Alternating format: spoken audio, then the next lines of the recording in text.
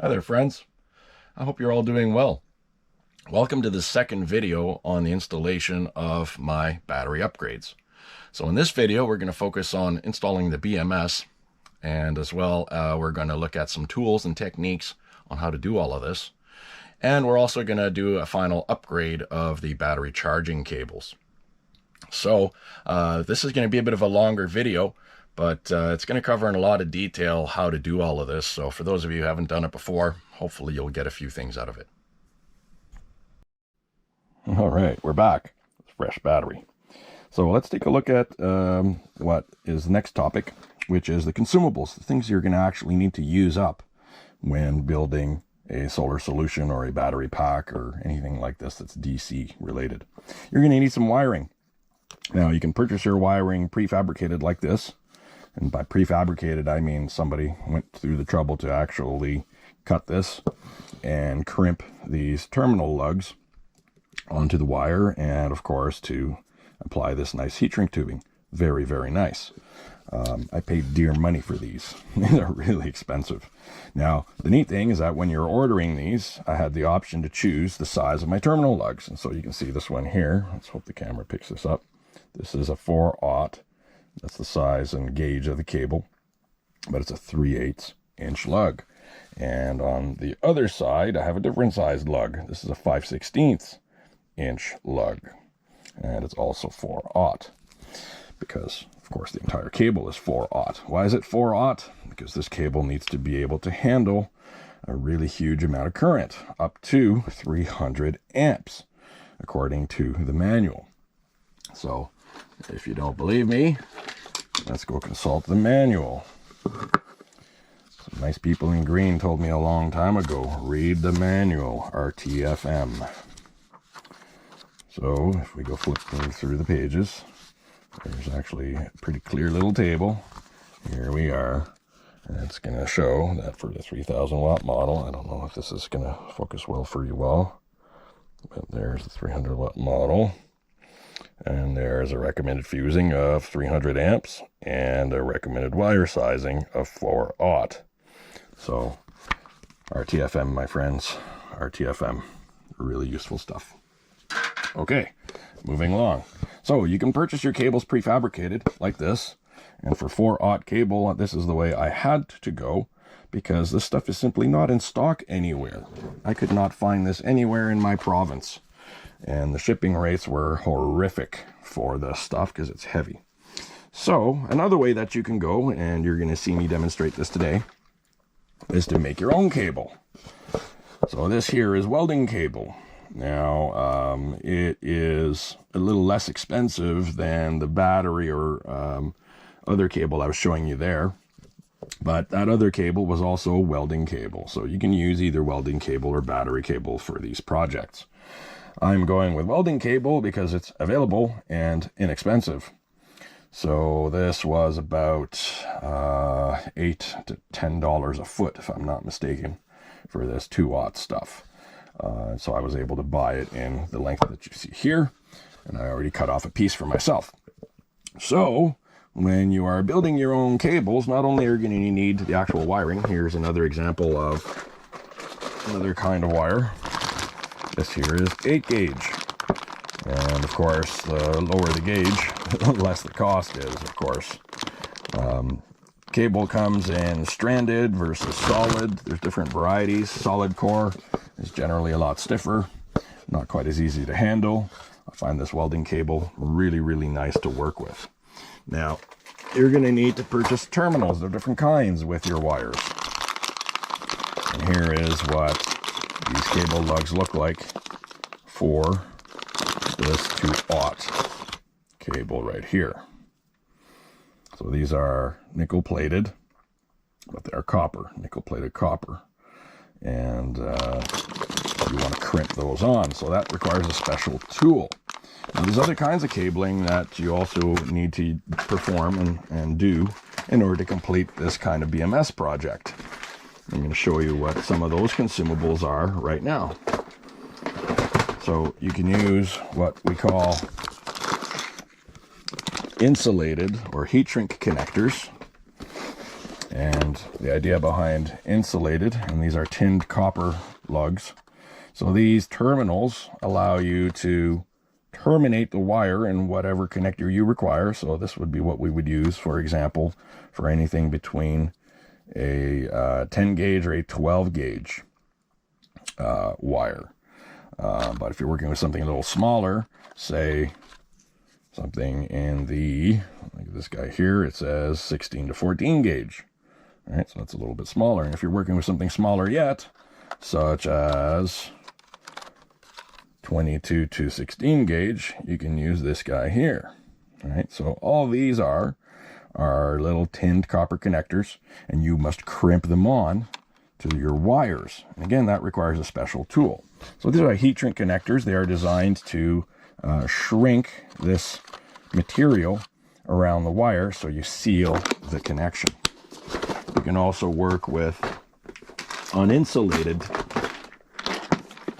connectors, and that's what you see here. The majority of these are all uninsulated. Right, so when you're using uninsulated and you want to heat shrink them, you can. You just need to buy some heat shrink tubing, and then you can do it that way. It's a little bit more work, but it's really not a terrible thing to have to do. Pretty easy stuff. Now, why is it important to know what kind of terminals and connectors you're going to work with? Because you're going to need the tools to crimp those and work with those as well. So here's a sampling of some of the tools that I work with for this project, starting with cable cutters. Because when you're working with cable, eventually you've got to cut it. This stuff here is pretty good for the smaller stuff. Anything that is 8 gauge or smaller, I would say. This stuff works okay. This is a pretty good tool. I've had it a long time. And the edges have lasted because I don't abuse it. I don't use it for anything other than wiring work. And this here is capable of handling up to 4/0 copper stranded wire. And I have used this in this project already to cut the 2/0 cabling that we're going to be working with in a short little bit. So you're going to need some kind of cable cutters. And you're going to require various different kinds of cable strippers or wire strippers and crimpers. So first, let's talk about stripping. So a lot of these tools, these are particularly strippers, but there is also a crimp component on this one. So all strippers will have different holes for the different gauges that they support, and some of them will have additional tools built in order to do other things. So some of them have built-in wire cutters, such as the holes that you see here. Oh, no, there is the cutter right there. That's the cutter blade. In this case, we have a cutter blade there. I tend to not use the cutter blades on these built-in wire strippers because when you do that, you're stressing the hinge, and then you're going to affect the ability to do a proper stripping. Now, whether you're stripping metric or AWG, all you have to do is match the hole. What I like about this particular crimper, like I said, is that we have a crimp connection back here, so I can crimp smaller connectors, anything from 18 to 20 gauge, or up here 14 to 16 gauge. Now, is this a high quality crimp? No, not the greatest. So I have better crimpers than this. What is useful though is that there is a little ruler here, which is kind of useful because you want to trim your stripped cable to a certain length usually in order to fit your terminals. So over here, this particular tool I use a fair bit, not so much for stripping because I got to tell you, once you have one of these, you don't tend to use these much for stripping. I tend to use these more to confirm a wire gauge, so I'm selecting the right size terminal. Now this here has different holes in order to identify and also cut smaller bolts. Again, I don't use this to cut smaller bolts because I want to save the hinge. Now, this particular tool, what I really like about it is that it's got a great crimper for insulated connectors. And that's what these are here. That's for crimping insulated connectors, the square one you see there. And this rounded one over here with a tab that bends in, that's for non-insulated connectors. And this is my favorite crimper set for uninsulated connectors. So we have a 10 to 12 gauge side, and there is a 14 to 22 gauge side, and these have a nice long levers. They are very good. All right, and you can see I've had them a long time. I like to keep my tools going a long time if they're good. And finally, last but not least, we have this fellow here, which allows you to strip wire very quickly. As you can see, it grabs the wire and pulls, and it strips off the insulated shielding. And so these are really, really useful. Once I had these in hand, I almost never use these to strip wires. It's almost always these. All right, so enough for strippers and crimpers, except we're going to talk about another kind of crimper, something a bit more heavy duty. Which we're going to use in this project. And here it is right here. When you're working with large lugs, anything above, say, I don't know, 8 gauge, you're going to require some larger tools and a lot more force to perform a crimp. So this is a hydraulic crimper. I found this on sale for just under $70 Canadian. I had to get it because it's going to save me, and it has saved me, a lot of time and effort. It has a number of different inserts to select and crimp for different gauges. So right now I have the 2-aught blocks in there, but to swap those out, all you do is pull them out. They come out as a pair. There's one, and then we pull up the other one. And then you insert another set, and you can crimp a different sized cable. So what I really like about this is that I can hold the terminal lug and the wire together while I use this hand.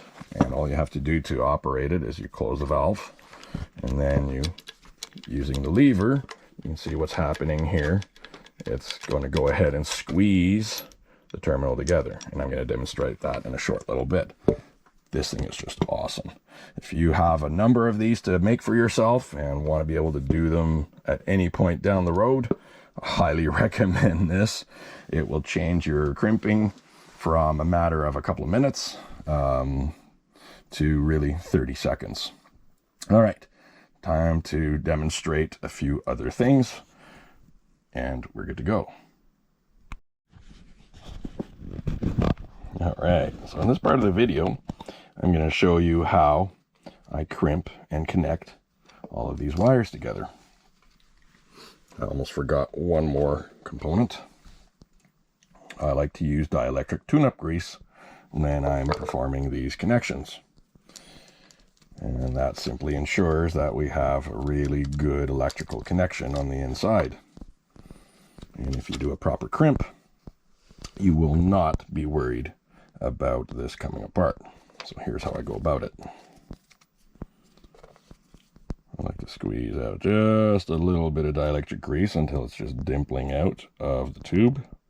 And then I'll insert the tip, just the tip, just to get a tiny little bit of grease on there. And then next, I'll grab my terminal, and I try to aim it nicely through, and so that I'm not fraying the wires, and we just insert it into the tip. Now, you'll feel it bottoming out, and that's what I'm feeling now. The wire has bottomed out against the crimp portion over here, and you can see the little band of metal there. That's the band that we're going to squeeze on with the square portion over here for the insulated terminals. So I'm just going to go ahead and line that up, and I'm going to show you. There we go. So I'm pretty square onto that band. I'm still holding that wire into the terminal, and while I'm holding it all together, I'll go ahead and squeeze the pliers. And what that results in is a good crimp, and this is how I test it. I literally will pull the wire, and if you cannot pull that wire out of that terminal, guess what? You are good to go. And it's not too often I have to go over my work again. All right, so what I'm going to do is go ahead and crimp the rest of these off camera, and after that I'm going to show you how I go ahead and seal that up. All right, friends, so all of my cable ends are terminated, and now all I have to do is solder these tips. Now, just as a quick aside, one of the glorious benefits of working within feet of your wood stove is that you can work in shorts. So there you have it. I'm in shorts. I'm loving it. All right. So here is how I safely heat shrink my tubing, I use a heat gun, cordless. Pretty straightforward. It uses the same batteries as my other cordless tools. So we're going to go ahead and fire that up. And the little attachment I have on there keeps all of the heat in one zone, so it's pretty good. And now it's warm enough for me to start putting the heat shrink tubing in front of it. That's all I have to do, just hold it there, and very quickly that stuff will shrink, and you rotate it until you have a nice even shrink across the entire terminal. And you'll be able to see it shrink before your eyes. How do you know when you've completed the shrink? And you start seeing a little bit of the glue emerge from the end of the heat shrink tubing, as I can see right now on the edge of this one. You might be able to see it on camera there, I don't know. And there we are. This one's completed. And that's it, my friends. I now have a completed terminal, ring terminal on the BMS. Again, off camera, I'm going to go ahead and complete all of these other ones. And very shortly, we'll proceed to wiring all that together. So now that we've heat shrunk all of the terminals on the battery harness, the next step is to literally start bolting things together. And I'm going to start first by putting the lead on that goes to the bus bars, and then I'm going to lay out the BMS in the battery pack or beside the battery pack, and then I'm going to figure out the length that I'm going to need for this lead, which goes to the batteries directly. So you'll notice here, when I purchased these, they didn't come with any screws. I had to go to the store and locate some metric screws. So these are M6 metric screws. You don't want them terribly long because they will impact the circuit board below. So I got these, which are, if I'm not mistaken, 1/4-inch screws. And the last thing I need to do before we can mate these together is I just want to put a little bit of insulation tape over this surface. I just want to make sure that I'm not energizing or grounding out the entire shell here. I just want to insulate that in case it should not be connected. There is the edge of my tape. I'm just going to pull some of that out.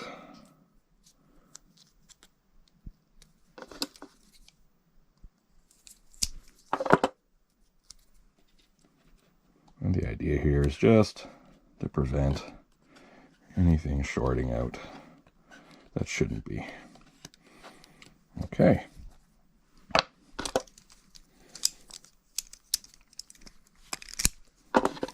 And so this part of the connection is going to be really quick.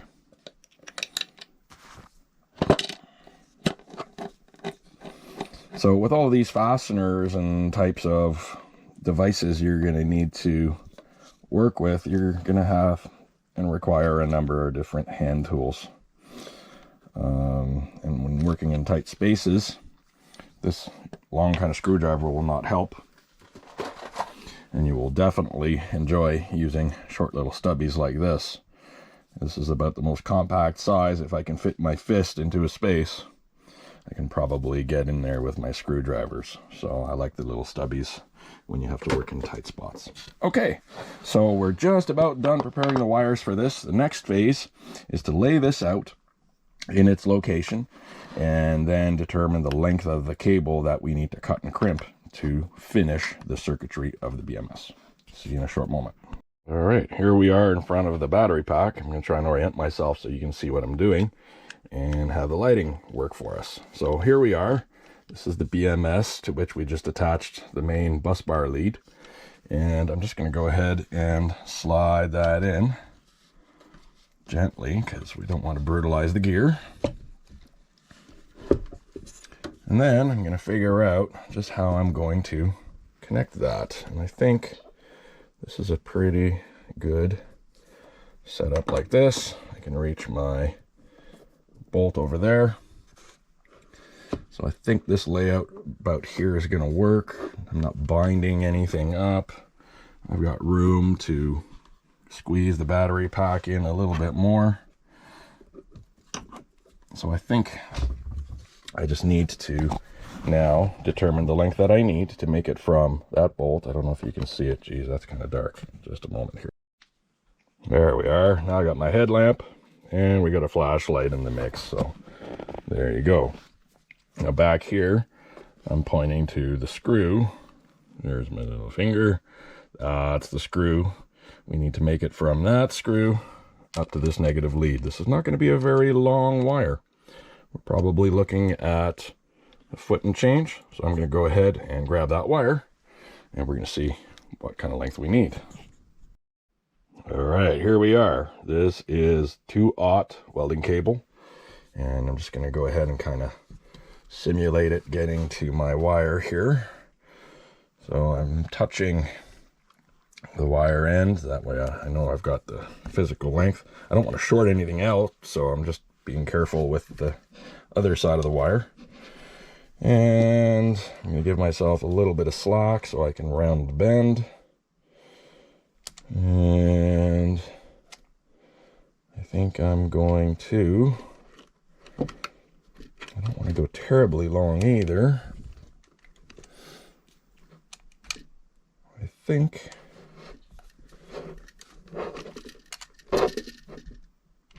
that should be a decent length, right about there. Right about there. This stuff is expensive, so you don't want to waste it, right? I'm going to call it right about there and call it good. Okay, so right where my thumb is. So the next phase of this whole process is simply cut the cable.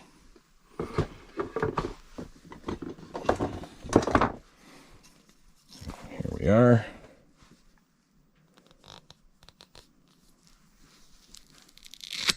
Basically a one-handed affair.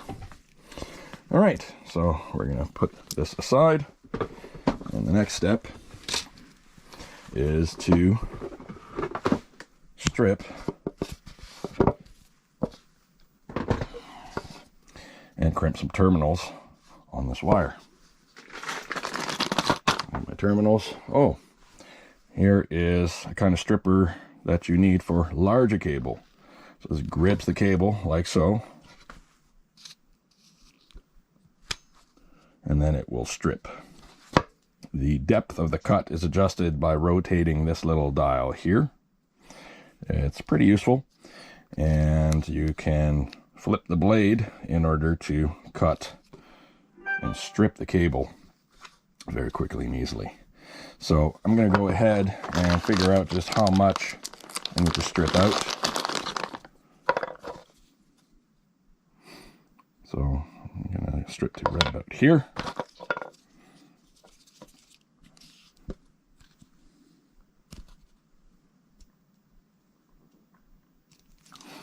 And now the little blade has dug in, and all I have to do is rotate the device.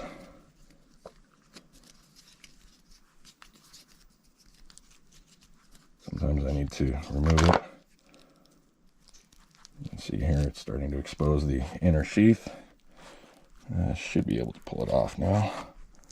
There we are. Okay.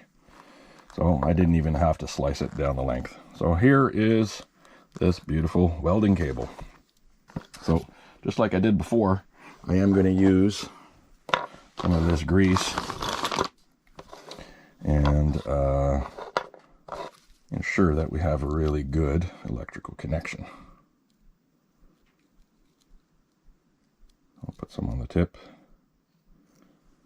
a little bit here around the edges, because I know that it's going to slide along the edges as I insert it. I usually put a little bit in there too. Some people would prefer to solder these, and again, more power to them. It's inarguable that a solder is going to make a much better electrical connection. But I've yet to fully develop that skill set. So instead we shall crimp.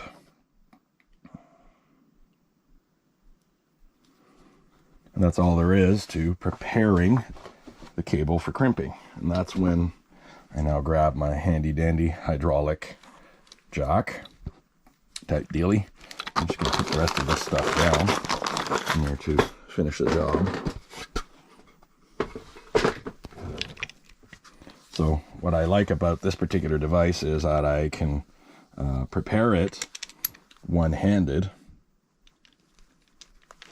while I still hold and maintain contact between the lug and the wire.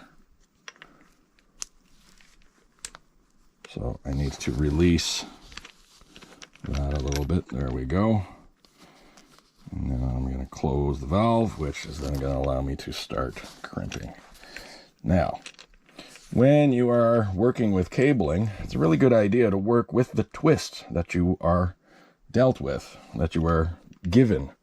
So I just need to refresh my memory on how I want this cable to be crimped together, because it's going to sit like this and then come back around.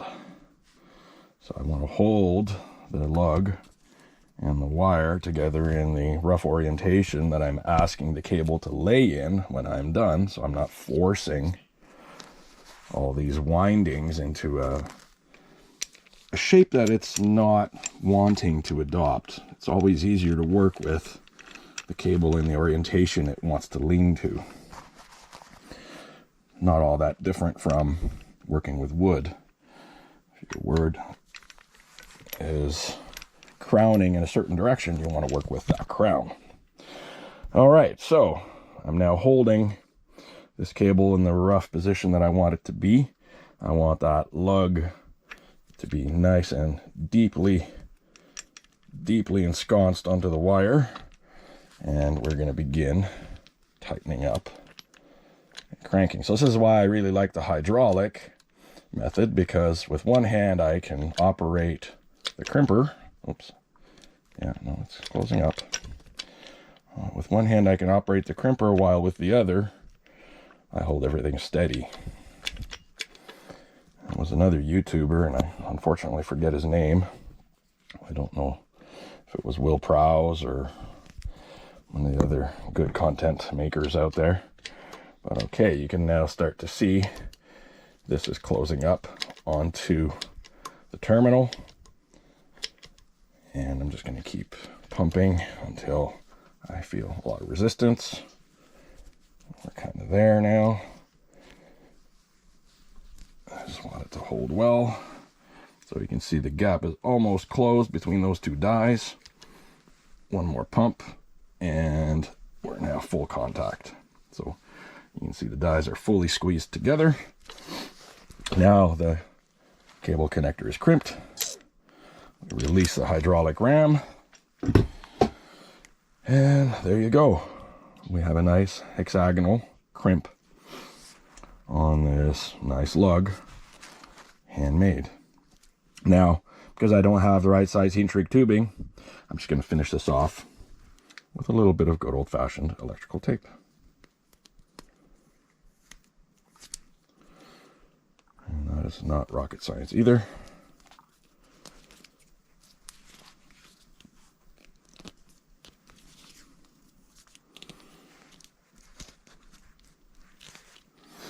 That's all there is to it.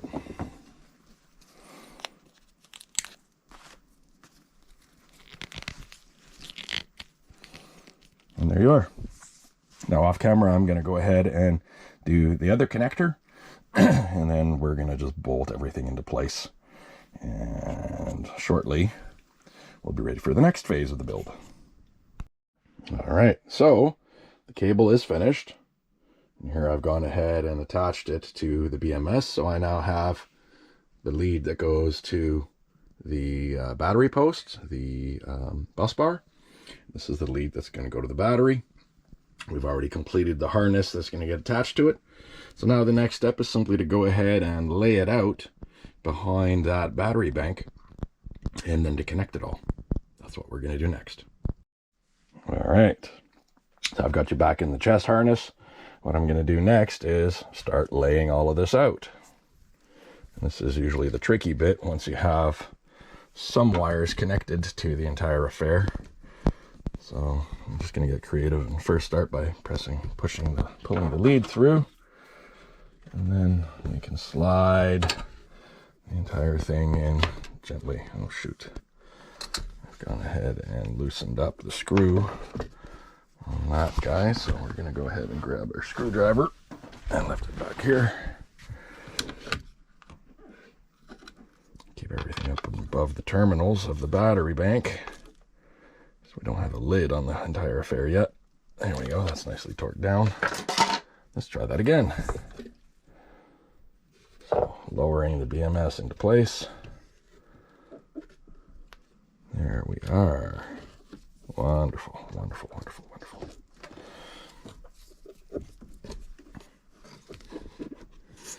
So I'm able to reach the connectors in order to insert a few things. I'm going to grab my headlamp so you can see what I'm doing a little better here. All right, better illumination now. So, don't know if you can see the BMS back here. I'm touching it with my index finger right there. There you have it. Okay, let's go ahead and start connecting some of these items. So I want to connect this battery pack in parallel with the next one. So this is the other one. So this is all going to go in parallel. So I'm actually putting it on the same post. The same post, because when we are in parallel, we connect negative to negative and positive to positive. When you're in a serial connection, you connect negative to positive. But now we're doing negative to negative and positive to positive in order to parallel these two battery packs.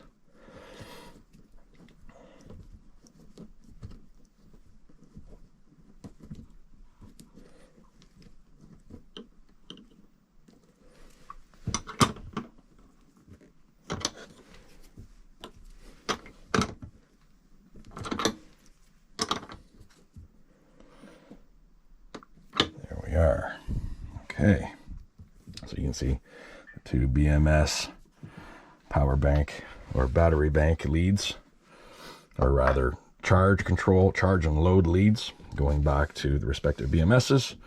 And now I'm going to connect this up to this negative lead over here, and we're going to complete the harness.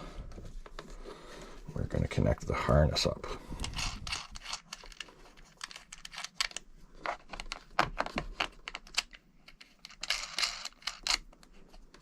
Okay.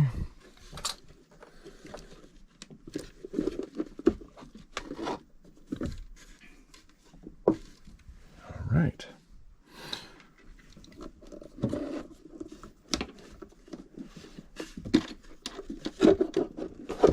Rotating a few things, shifting them around, so we've got lots of room to work with. Okay, so the last little bit to connect this BMS is to get its wiring harness installed. So we're basically going to wash, rinse, repeat the same things that we did over here. The first connector, this black lead, goes to the first negative lead in the first battery in the series.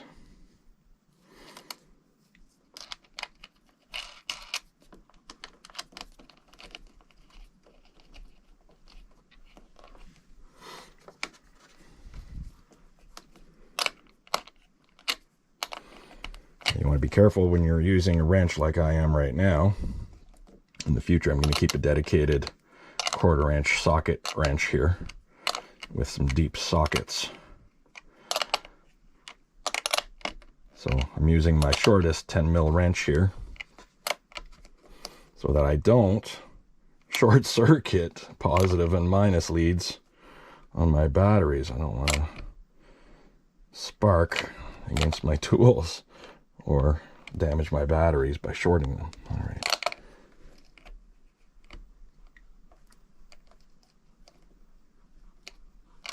You don't want to over torque these. I believe it's 8 Newton meters is the maximum, and this will handle, which is pretty high. That's 70 pounds per inch of torque, which is a fair amount. So, okay, so continuing on with the harness, we have the first negative lead next lead in this pinout goes to the first positive.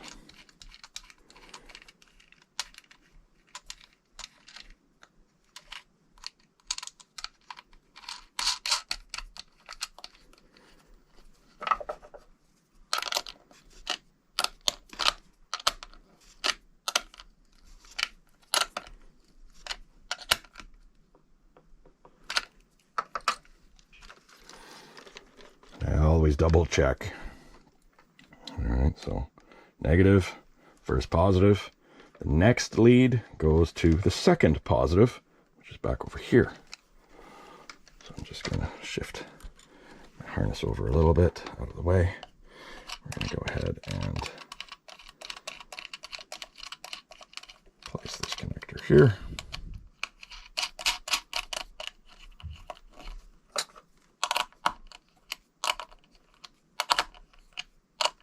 And only 2 more connectors to go. This BMS harness will be ready to connect.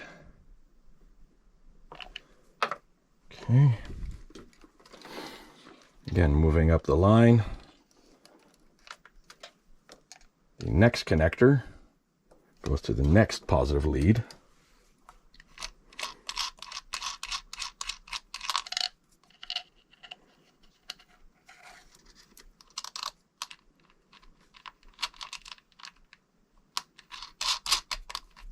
So, just tighten that up.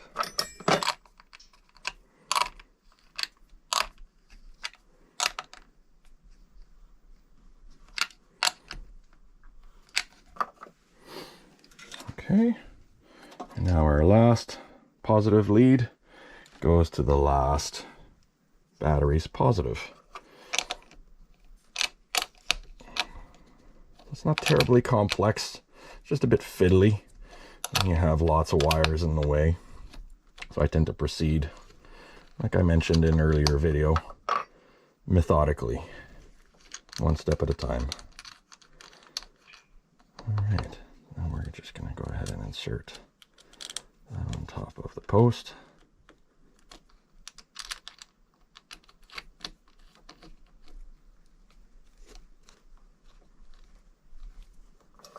And then we get to retorque the entire affair.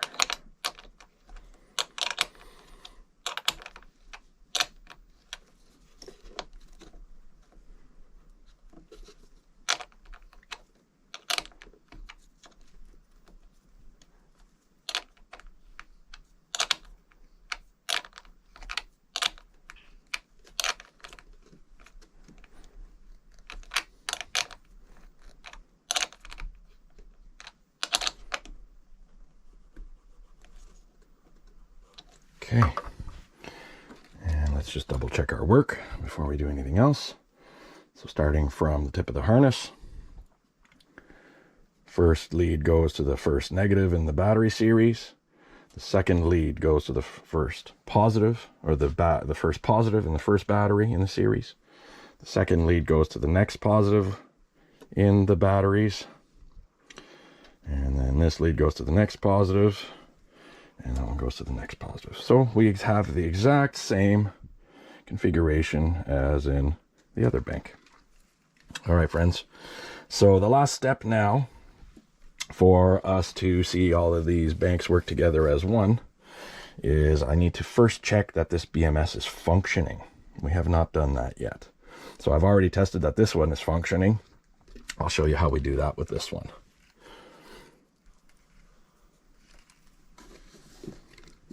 So currently, just as a note, our BMS, this BMS is only connected to by the negative leads. We don't have any positive current going into this yet, until such time as this little harness gets connected in there. That's what I'm going to do next.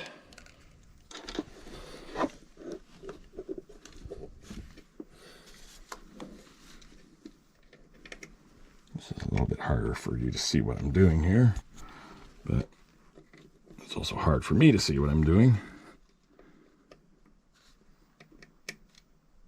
But there we are.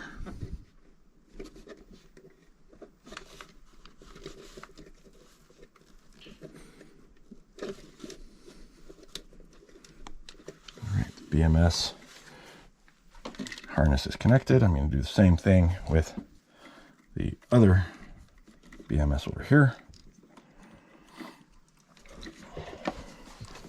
And this one you will see the connection happening on camera. All right. So the last step in verifying that everything is working from the point of view of the BMS is to use our handy dandy multimeter. So what I'm going to do next is show you how to double check whether your BMSs are working. So the first thing is you measure the voltage of the overall battery pack. You can see here that gives me 13.19. Then what you do is you want to measure the voltage between that and the minus lead going to the load or the charge. And it should read the exact same thing. So in my case, 13.9, 13.20. Let's do that over here. So I have a voltage of 13.19. And now we're going to follow the negative lead from the BMS, and we're going to measure voltage there, 13.19 as well. We have a successful BMS installation. And now these battery packs are operating in parallel. So there you have it. We've now connected the BMS, the two BMSs and the two battery packs together to the bus bars. In the next phase, what I'm going to be doing, probably off camera, is stripping some wire and finishing the charge controller's leads to the overall system so that I can actually begin charging. All right, friends, thanks for sticking around with me, and we're going to do the little closeout. Well, I talked about a closeout, but we're not quite ready yet. We're almost done connecting the charge controller. What I have done here is I've gone ahead and stripped some of this 4-gauge wiring that I already had. These are pre-purchased cables, and I'm going to reuse them. And what we're going to do next is connect the charge controller to the bus bars. Then we're going to switch it on and add the fuses and see if it all works together. Let's go ahead and do that next.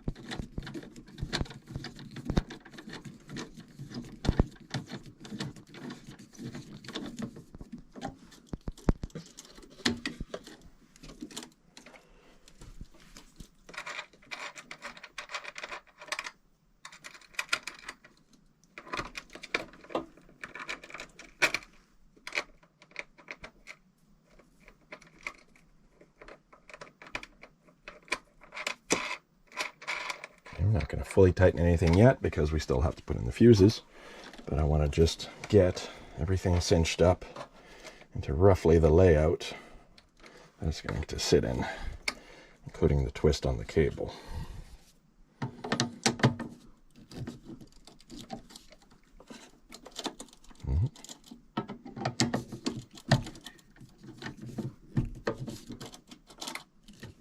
Seems I was not reaching.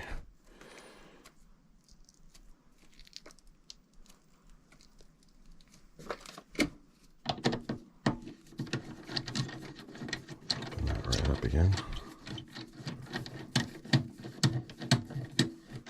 It's finally cranked open.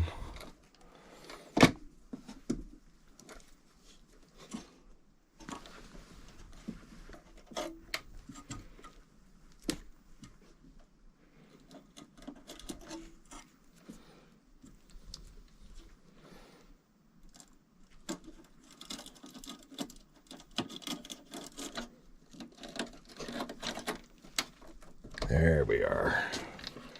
Now,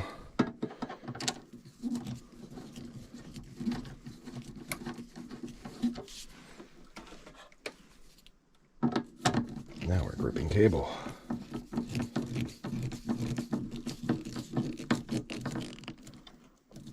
Yes. Very positive connection in there now. All right, one cable done. Next cable.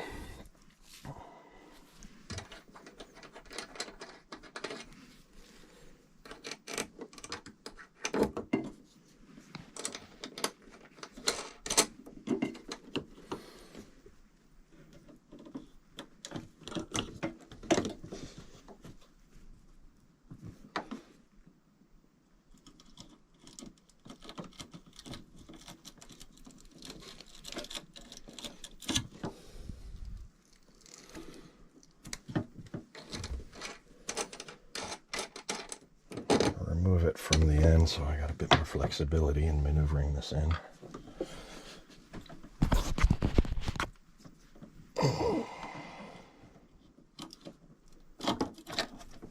There we are. Now we're bottoming out in the right place. So I've maxed out, according to the manual, the gauge of wire that will fit into these screws, which is 4AWG. There we are. Give them one last little torque on both sides. There we go. Now I can connect my negative pole back to my bus bar.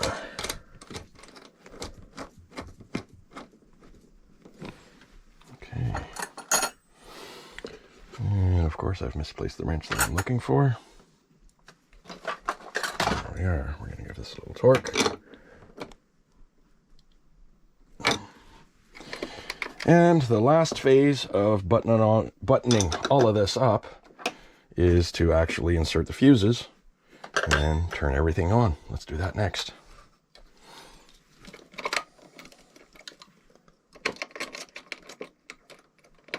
Now, I'm not going to insert the fuses for the inverter yet because it's not ready to start up yet. I still want to connect a ground and a power outlet, etc. But right now I just want to see this thing charging and functioning. So we're going to finish inserting the 100 amp fuse block. And again, this was a viewer who suggested that I switch from breakers to full A&L fuse, which I had on hand. And these are more reliable in that when the fuse fails, the fuse fails. It doesn't soft fail like a breaker might, where all of a sudden it begins to generate resistance. And resistance in the world of electronics means heat. Heat means fire, and fire is bad.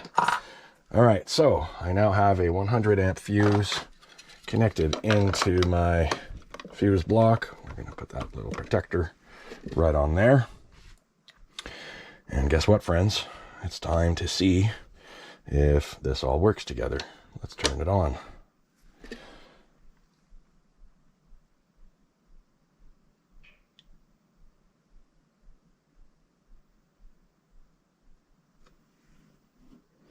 And there we are. We have an overall battery voltage of 3.2 volts. No photovoltaic yet because I have not turned it on. Let's turn that on. And we should soon see this little LED turn on. And there we go. So it's not very sunny outside. Very little sun at all. It's in fact very cloudy. So at the moment I'm only generating 17 watts, which is good for half an amp to 1 amp of charging power. But we are now topping up our batteries. We now have a functional solar array with a double capacity array. So this is now a 520 amp hour array in theory. Once these batteries are fully topped up, after a day or so, I'm probably going to do a capacity test, and then I'll share with you the results of that capacity test. Well, thanks for coming along for the ride with me. The next phase of this build is going to be to finish connecting the behemoth that you see here. This is the inverter charger. I've got a few finishing touches to do for it, including running a generator cable to outside so that I can put 30 amps of charging power into the system. Friends, if you stuck with me through all of this, I really appreciate you. I love you for it. Thanks for sticking around. We're going to do the closeout now. And that was the installation of the BMSs and the wiring upgrade. As you can see, the system is functioning still quite well. I'm very pleased with it. Unfortunately, I did lose some of the footage of the wiring of the charger inverter, but I'm going to do a separate video review on that unit in a little bit. So if you like this content, go ahead and click that like button. If you want to see more of this stuff as it comes out, go ahead and subscribe to my channel. And if you really love this stuff, think other people would like to see it, go ahead and share it with them, and that would be fine with me. Guys, girls, I'm the Frugal Gunny, and I've got zero tolerance for evil.